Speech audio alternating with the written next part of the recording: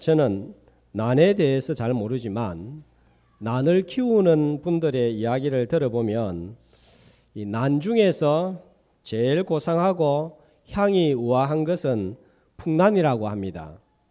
이 풍란이 아름답고 향이 우아한 것은 이 풍란은 산 꼭대기나 사진에서 보는 것처럼 바위 틈에 기암 절벽에 뿌리를 내린 채 비바람과 눈보라를 견디면서 생명을 유지하기 때문에 다른 나무보다 아름답고 향이 좋다고 합니다.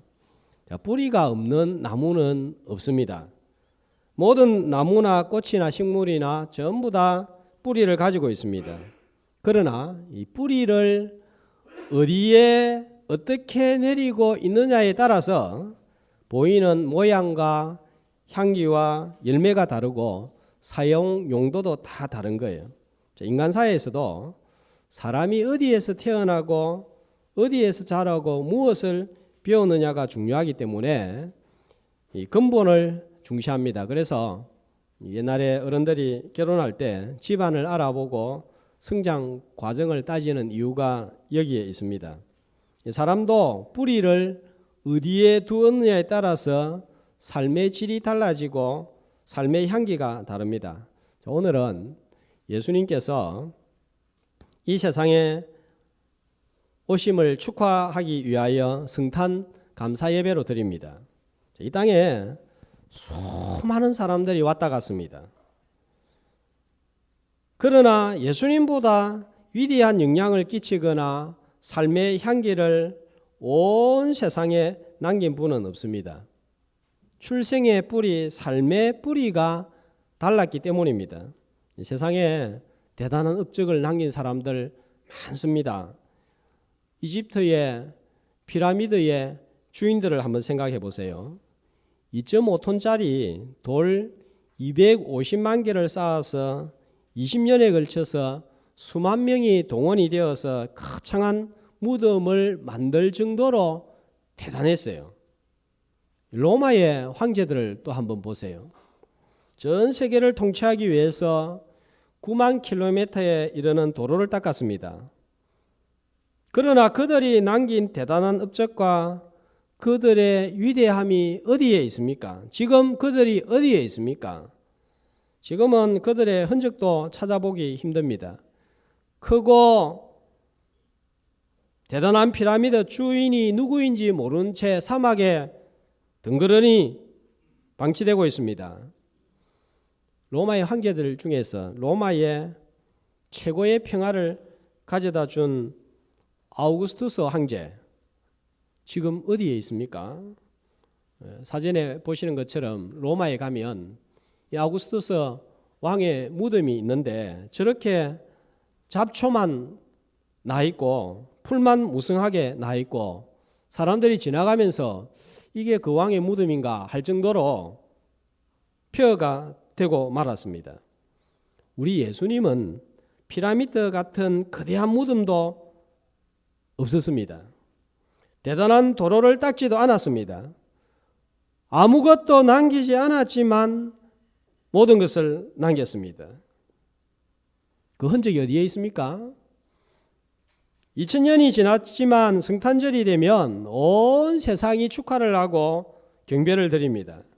세상의 왕들은, 훌륭한 왕들은 몇 년 평화를 가져다 주고 전쟁에서 목숨을 구해 주었는지 모르지만 예수님은 나를 영원히 구원하고 영원한 평화를 주고 온 세상을 구원하셨습니다.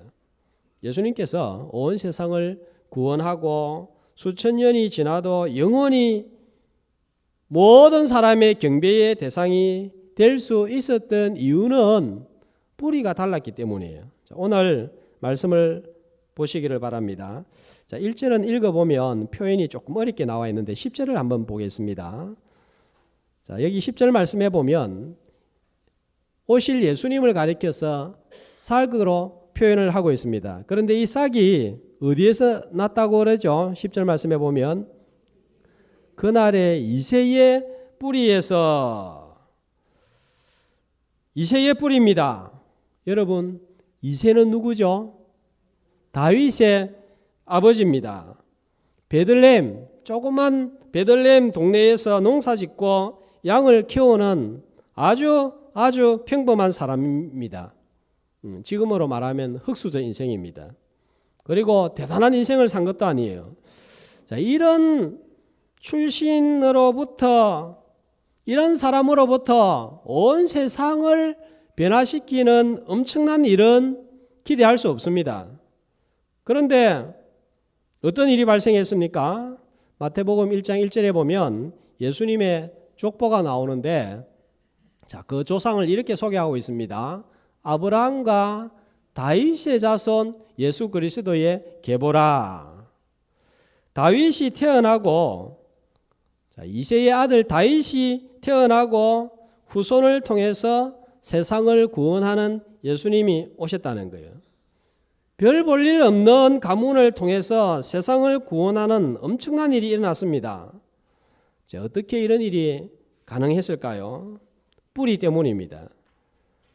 룻기 4장 18절에서 22절에 보면 이새의 뿌리가 어딘지 나와 있습니다. 자, 이 뒤에서부터 봐야 됩니다. 자, 다윗 아버지가 이새죠. 이새의 아버지는 누굽니까? 오벳입니다. 그러면 이새의 할아버지는 누굽니까? 보아스입니다. 그러면 이새의 정조 할아버지는 누굽니까? 자, 살몬이 누군가 하면 마태복음 1장 5절에 보면 살몬이 누구의 남편이에요? 기생 라합의 남편입니다. 그러니까 이새의 정조 할머니가 되고 다윗의 고조 할머니는 바로 기생 라합이에요. 그러니까 이 조상들이 어떤 사람입니까? 기생 라합, 또 이방 여인 룻, 별 사람들 아니에요. 별 사람들 아니지만 이 사람들에게는 무엇이 있었습니까? 믿음이 있었던 거예요. 전부 다 믿음의 인물입니다. 자, 이 족보를 따라서 뿌리를 찾아가면 예수님의 뿌리는 유다이고 야곱이고 이삭이고 아브라함입니다. 아브라함은 누굽니까? 하나님께서 선택하시고 언약을 맺어서 하나님 나라 백성의 출발점으로 조상으로 삼은 사람이에요.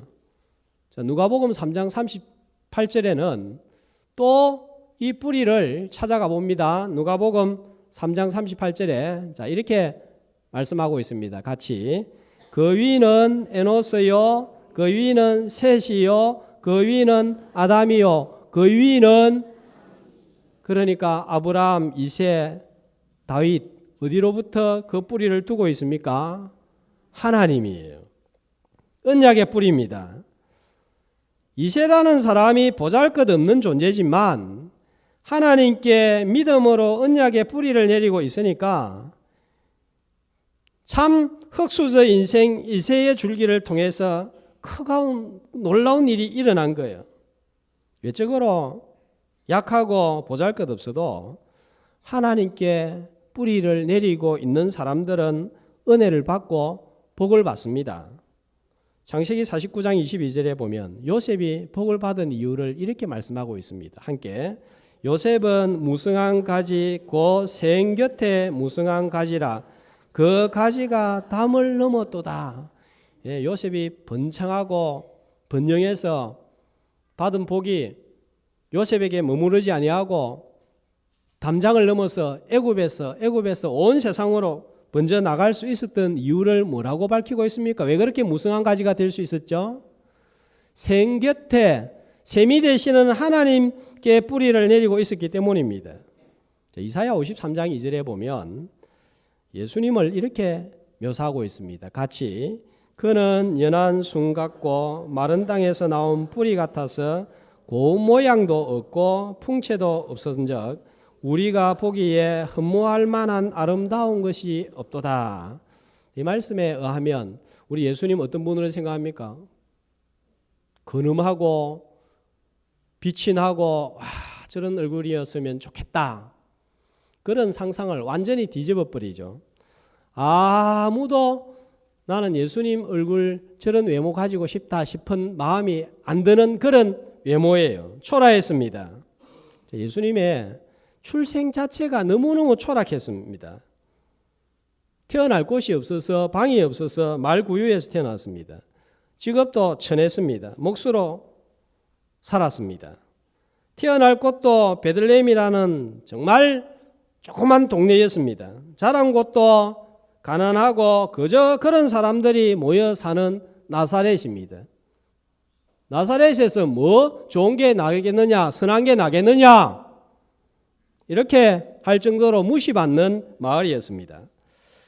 그런데 세상을 구원할 수 있었던 이유는 예수님이 하나님께 뿌리를 내리고 있었기 때문입니다. 마태복음 1장 23절에 보면 예수님의 이름을 소개하는데, 자, 또 다른 이름을 소개합니다. 보라, 처녀가 잉태하여 아들을 낳으니 그 이름은 뭐라 그럽니까? 임마누엘이라 하라. 이는 번역한 적 하나님이 우리와 함께 계신다 함이라. 어떻게 처녀의 몸에서 예수님이 태어날 수 있습니까? 불가능한 일입니다.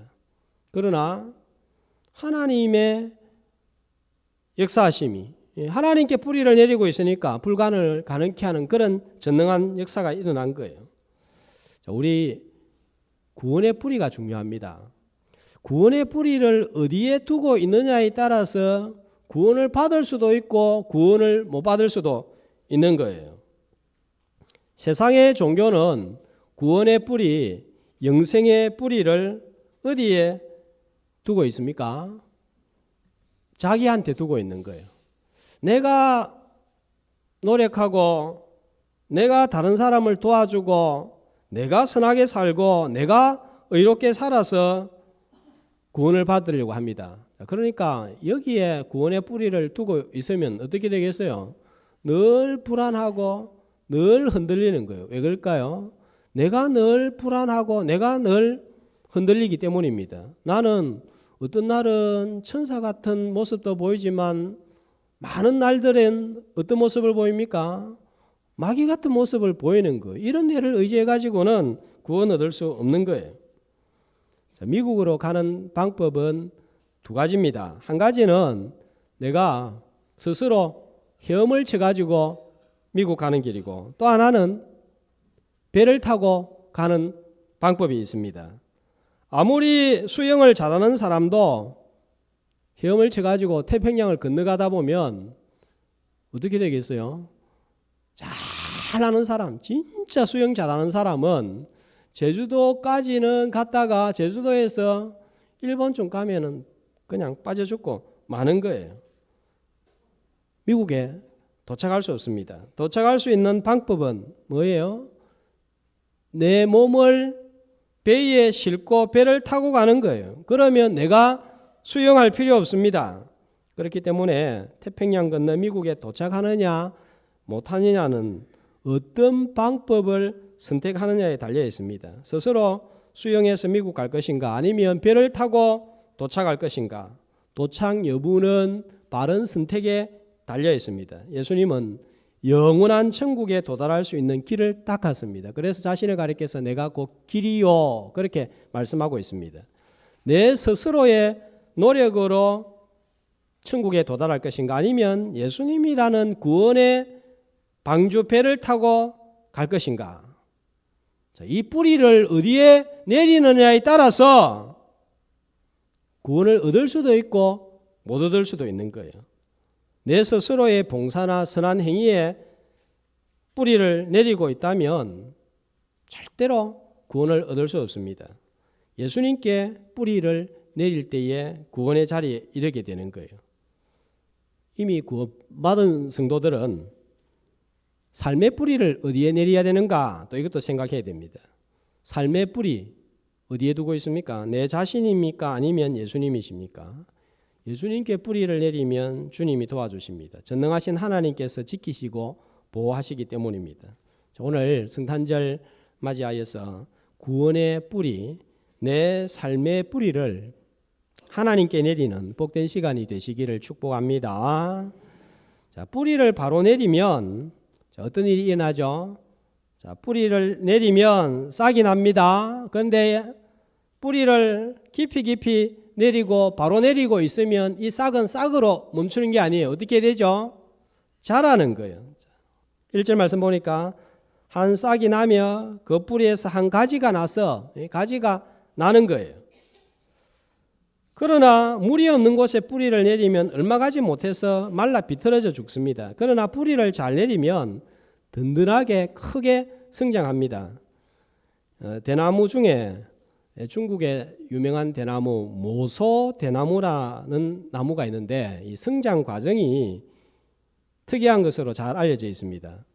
모소 대나무는 딱 처음에 심으면 1년에 1cm도 자랄까 말까 해요. 그래서 4년이 지나면 한 3cm 정도 자랍니다. 그러니까 이 한 손가락 요 한 마디 정도 자라는 거예요. 그래서 사람들이 너무 작기 때문에 지나가다가 밟아버릴 수도 있습니다. 저 조그만한 거예요.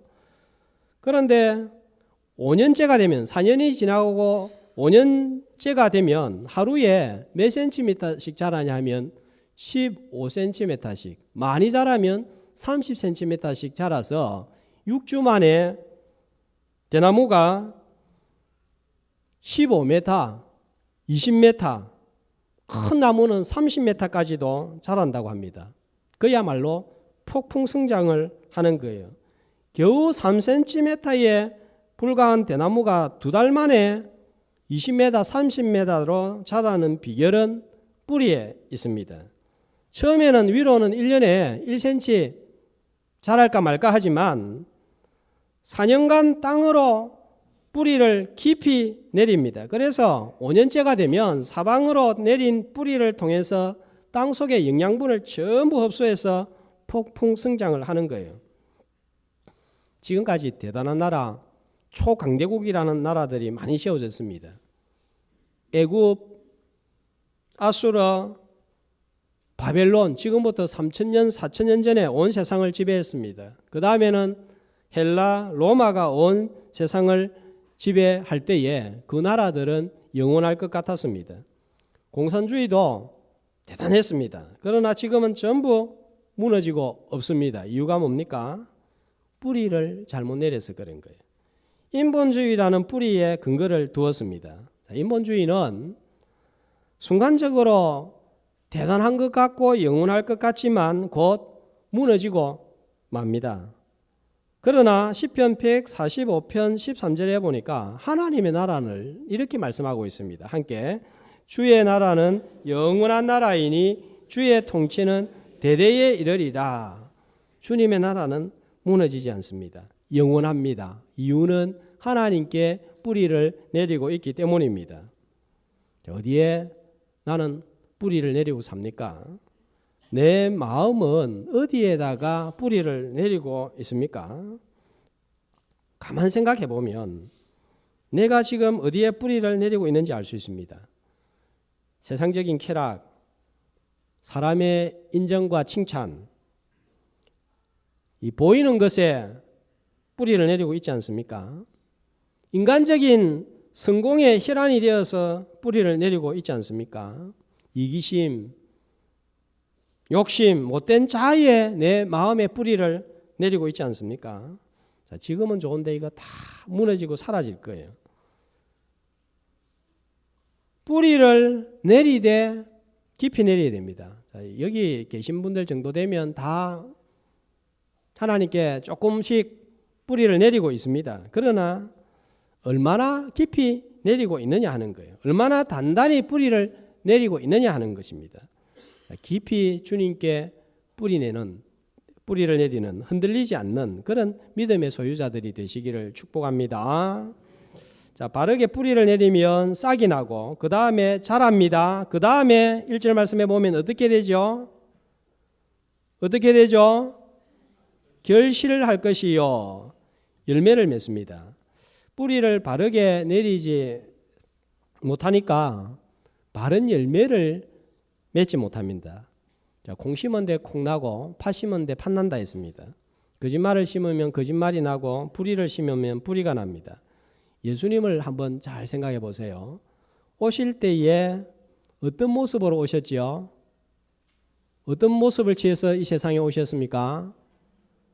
예, 연약한 아기의 모습, 초라한 마구간에서 태어나셨습니다. 그런데 지금은 어떤 모습을 하고 있습니까? 요한계시록 1장 13절에서 16절 말씀을 보니까 연약한 아기와는 도무지 비교할 수 없는 영광스러운 모습을 하고 있습니다. 자, 발에 끌리는 옷을 입고 가슴에 뭘 두르고 있습니까? 태어나셨을 때는, 처음 오셨을 때는 두를 옷도 제대로 없었어요. 그런데 이제 긴 옷을 입고 가슴에 금띠를 띠고 머리와 털의 희기는요, 양털같이 깨끗하고 하얗고 화려합니다. 눈은 불꽃 같습니다. 발은 단단한 주석 같습니다. 음성은, 소리는 많은 물소리, 예, 폭포의 소리 떨어지는 게 어떠세요? 우렁찬 거예요. 그렇게 힘있는 소리가 납니다. 아기의 모습으로 오셨을 때는 헤롯한테 칼에 목숨을 잃지 않을까 제대로 소리도 낼 수가 없었습니다. 근데 지금 예수님은 우렁찬 모습으로 계시는 거예요. 오른손에는 7별이 있고 입에는요 아주 날쓰고 힘이 있는 말씀이 나옵니다. 그리고 얼굴은요 해같이 밝게 환하게 빛나고 있습니다. 세상에 있는 예수님의 얼굴 모습 아무도 닮고 싶은 마음이 없지만 이제는 어때요? 아, 저런 영광스러운 모습이면 좋겠다 허무하게 되는 거예요. 하나님 우편에서 통치자의 모습으로 계십니다. 자, 앞으로 그러면 예수님 모습은 어떨까요? 이보다 더 영광스럽고 더 거룩하고 더 화려한 모습으로 오실 것입니다. 요한계시록 19장 11절에서 16절은 다시 오실 때 초림 말고 재림의 모습으로 올 때는 자, 뭘 타고 오십니까? 크게요, 백마를 타고 오시는 거예요. 그리고 오셔서 뭘 합니까? 심판하며 싸우는 모습이에요. 초림에 오셨을 때는 헤롯한테 목숨을 잃지 않을까 두려워했는데 이제는 공의로 악한 헤롯 왕 같은 왕들이 벌벌 떨게 되는 모습으로 오시는 거예요. 무슨 옷을 입었습니까? 깨끗한 세마포 옷을 입고 오십니다. 그리고 입에서 또 뭐가 나오죠? 만국을 처리하는 놀라운 능력의 말씀이 나옵니다. 그리고 철장으로 다스립니다. 그리고 이 주님은 더 이상 아기가 아니라 어떤 분으로 서십니까? 만왕의 왕이요 만주의 주로섭니다. 백마를 타고 온 세상을 심판하고 호령하는 세상의 주인으로 심판주로 오시는 거예요. 더 이상 초라하고 연약한 모습은 찾아볼 수가 없습니다. 그렇게 연약했던 예수님이 이렇게 변화될 수 있었던 이유, 앞으로 더 변화될 이유는 뭡니까? 하나님께 뿌리를 내리고 있었기 때문입니다. 자, 2절 말씀해 보면 하나님께 뿌리를 내리면 어떤 일이 일어나는지 같이 읽습니다. 그의 위에 여호와의 영, 곧 지혜와 총명의 영이요 모략과 재능의 영이요 지식과 여호와를 경외하는 영이 강림하시리니. 도우시는데 성령으로 도우시는 거예요. 예수 믿고 난 후에 왜 우리는 잘 변화가 되지 않습니까? 왜 열매가 없습니까? 아직도 내 안에 못된 자, 못된 성질이 남아 있습니까? 이유가 뭡니까? 자꾸 내 힘으로 살아가려고 하니까. 내 스스로한테 뿌리를 내리고 있으니까 이게 안 되는 거예요. 지난주 말씀에 의하면 하늘에 바람이 일어나지 않기 때문입니다. 내가 변하려고 하면 내한테 내 결심에 뿌리를 내리면 안 되고 성령께서 나를 다스리는 것 외에는 다른 길이 없습니다. 인공적인 것, 인간적인 것은 결국 실패하고 무너지고 맙니다. 몇 년 전에 세상을 떠난 미국의 팝 가수 마이클 잭슨 노래를 불러가지고 셀 수 없는 어마어마한 천문학적인 돈을 벌었습니다. 돈으로 못할 일이 없습니다. 그 돈 가지고 얼굴을 잘 만들려고 성형을 시작을 했습니다. 얼굴이 검고 못생겼다고 생각하고 번 돈으로 얼굴을 꾸미기 시작했습니다. 아마 성형에 돈을 제일 많이 들인 사람이 마이클 잭슨이에요. 코가 이상해서 코를 손대기 시작했는데 그래도 조금 이상하다 싶어서 또 한 번 대고 여기 대고 저기 대고 들려오는 이야기에 하면 수십 차례 성형수술을 했다는 말도 있습니다. 그런데 손을 대면 대수록 얼굴은 이상해졌고 나중에는 괴물처럼 변했습니다. 처음부터 손을 대지 않았다면 더 좋았을 거예요. 너무 보이는 것에 인생의 뿌리를 두고 있으면 인생이 파국으로 끝난다는 것을 보여주었습니다. 일반인이든 대통령이든 외적인 것, 보이는 것, 인간적인 것에 너무 뿌리를 두고 있으면 이상하게 되는 거예요. 그러니까 우리 다대교회 성도님들은 받은 얼굴 그냥 그대로 갖고 있으면 그게 제일 좋은 거예요. 자꾸 얼굴 이렇게 관리하다 보니까 지금 나라가 이렇게 되고 있지 않습니까? 너무 보이는 것에 신경을 쓰다 보니까 중요한 것을 놓쳐버리는 거예요. 그러나 하나님께 뿌리를 두고 사는 인생, 얼굴은 좀 망가질 수 있습니다. 얼굴은 좀 주름살도 늘어날 수 있습니다. 그러나 하나님께 뿌리를 내리고 있는 사람은 시간이 지날수록 점점 멋있게 되는 거예요. 이런 사람을 가리켜서 말씀에서는 뭐라고 합니까? 그 사람은 후패하지만 속 사람은 새로워지고 영원히 별처럼 빛난다 말씀하셨습니다. 우리 주님이 그것을 보여주셨잖아요. 사는 날 동안 너무너무 얼굴이 못생겼고 초라했어요. 그러나 지금은 가장 화려한 얼굴로 빛나는 얼굴로 서 있습니다. 구원의 뿌리를 어디에 두고 있습니까? 인생의 뿌리를 어디에다 두고 있습니까? 샘 같은 하나님께 뿌리를 내리고 살아서 싹이 나고 열매를 맺는 저와 여러분이 되시기를 주의 이름으로 축복합니다.